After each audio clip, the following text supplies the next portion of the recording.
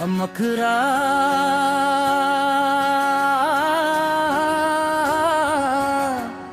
नवा परा के दुर्गा दाई, नवा परा के महामाई,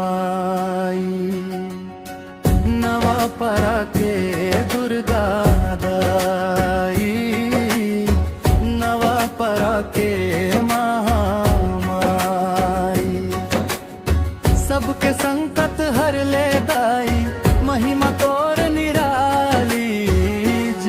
जय हो दुर्गा दाई, जय हो महमाई। नवा परा के दुर्गा दाई, नवा परा के महामाई।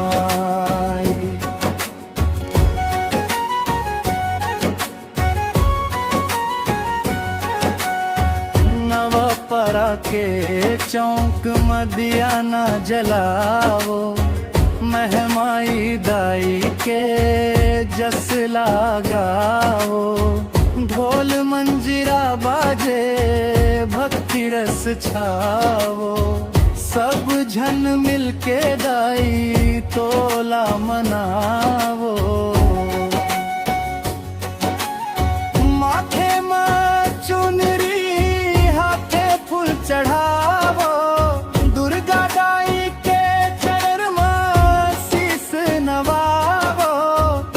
दुख पीरा हर ले सुख बरसावो, मोर नवा पारा गाँव ला शीस देवावो।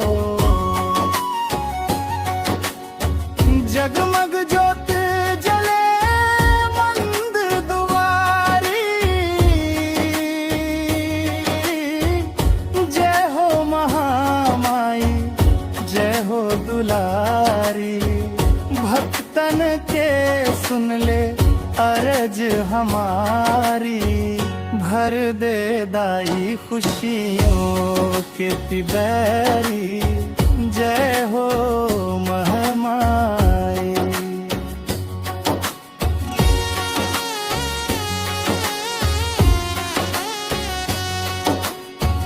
नवरात्रि के रात में जस गूंजाओ, मांदर के ताल में सबला नचाओ। भक्ति के रंग में गाव रंगाओ, दुर्गा दाई के महिमा गाओ। जय हो महामाई। नवा परा के दुर्गा दाई, नवा परा के